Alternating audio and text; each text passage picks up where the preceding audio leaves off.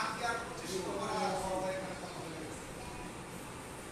আমার সাল্লামিন কবলে কামে রাসূল বিল্লাহ মুদিনাই আল্লাহু লা ইলাহা ইল্লাল্লাহ আ'লামুন তোমার প্রতি আমি এমন কোন রাসূল পাঠাইনি যার প্রতি আমি এই ওহী নাযিল করিনি যে আমি সারা সত্য লা ইলাহা ইল্লাল্লাহ তোমরা কেবলমাত্র একমাত্র শুধুমাত্র আল্লাহর ইবাদত ইবাদত সমষ্টিগত না শুধু নামাজ রোজা হজ জাকাত ইবাদত না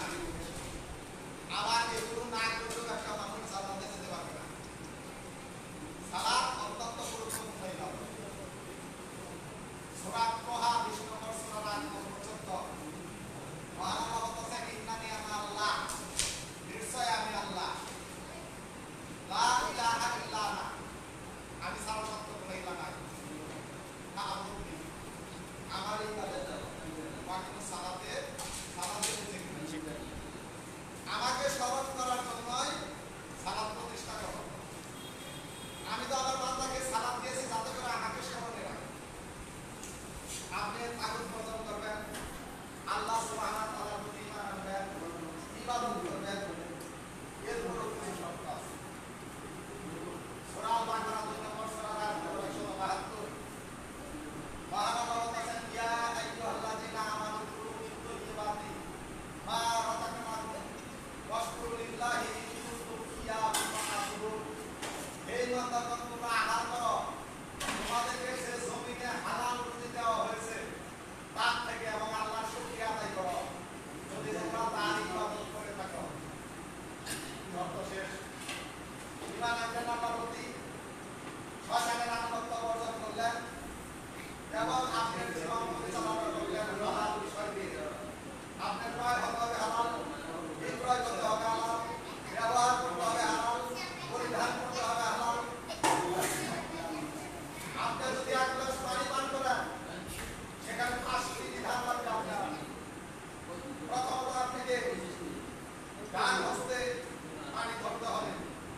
আপনাকে বিসমিল্লাহ বলতে হবে 3 শ্বাসে পানি পান করতে হবে বসে পান করতে হবে পরিশেষে আলহামদুলিল্লাহ বলতে হবে এটি বিধান এই বিধানের মধ্যে যদি আপনি থাকেন তাহলে বাবা ভাই বলে দেখেছে যে আসলে বানা করতে বলবো আল্লাহ সামনে কিছু বলবো সেটা আমারই আমল করতে বলবো আসলে বিধান যদি আমরা কোনো বিধানকে অস্বীকার করি যদি আমরা হুকুম পালন করতে ব্যর্থ হই যদি শয়তান আমাদেরকে ধোঁকা দেয়